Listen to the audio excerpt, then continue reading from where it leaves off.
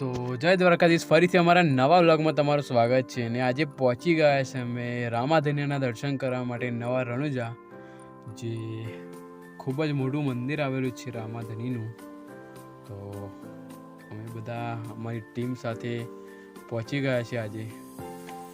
તો જઈએ આપણે અને રામદેવજીના દર્શન કરીએ અને તમને પણ દર્શન કરાવીએ. તો વ્લોગમાં બને રહેજો. તો આ છે તેનો મુખ્ય ગેટ જે રામદેવજીનો છે. તો આપણે જઈએ અને દર્શન કરીએ. તો બ્લોગમાં બને રહેજો અને ચેનલ પર તમે નવા હોય તો લાઈક શેર અને સબસ્ક્રાઈબ કરી દેજો. તો આ છે મંદિરનું ચોગાન મોટું અને તેની જમણી સાઈડ છે મંદિરનો ગેટ અને અહીંથી તમે મંદિરની અંદર પ્રવેશ કરી શકો છો. તો જઈએ હવે આપણે.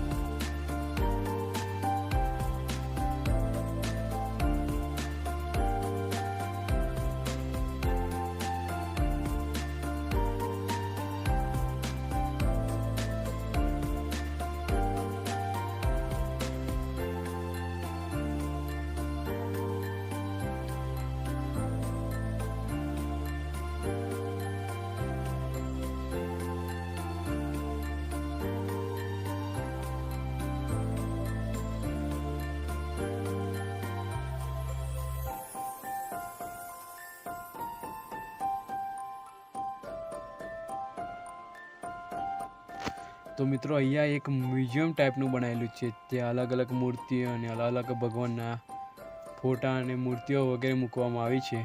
તો તેના પણ દર્શન કરી દો. તો જઈએ આગળ દર્શન કરતાં કરતાં વિડીયોમાં બને રહેજો.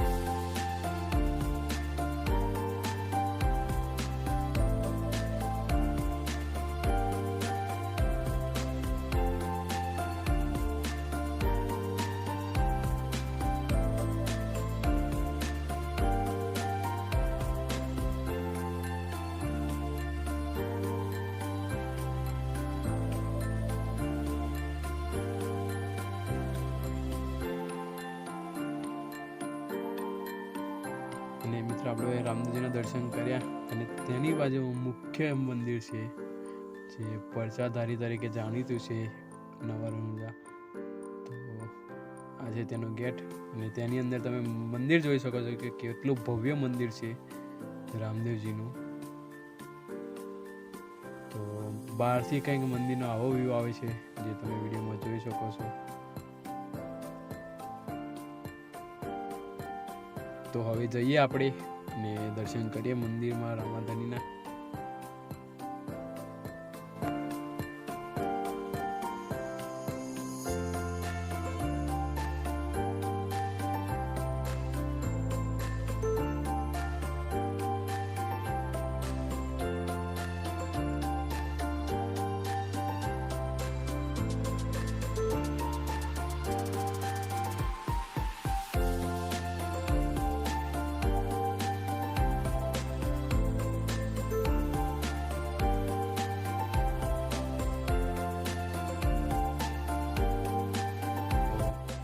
આવી ગયા છે આપણે.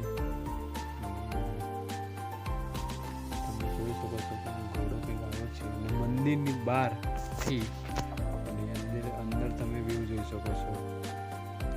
આવી રીતે મૂર્તિ મૂકેલી છે રામદેવજીની. તો પણ દર્શન કરી લો. હવે જઈએ જે રામદેવજીની જે પરચા પૂર્યા હતા મેન, પછી તે મંદિર બનાવવામાં આવ્યું. તો પહેલાં સૌ પ્રથમ મંદિર અહીંયા હતું. તો અહીંયા ફોટા તમે જોઈ શકો ઘણા બધા છે બાધાઓના. અહીંનું મંદિર તમે જોઈ શકો છો અંદર કંઈક આવી મૂર્તિ છે રામદેવજીની. તો સૌ પ્રથમ મંદિર આવ્યું, પછી ત્યાં નવું બનાવવામાં આવ્યું.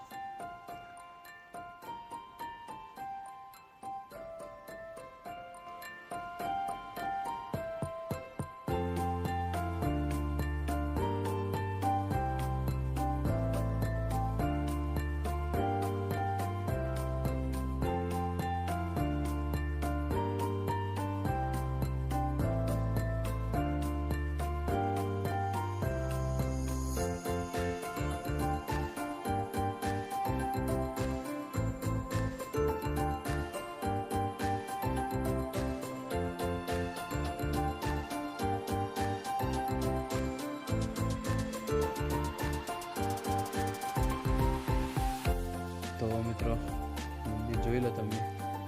તો આપણે રામાધણીના દર્શન કર્યા. તો બ્લોગ કેવો લાગે જરૂર કમેન્ટમાં બતાવજો. તો મળીએ તમને નવા બ્લોગમાં. ત્યાં સુધી બાય. જય હિન્દ, જય ભારત, જય દ્વારકાધીશ, જય રામાપીર.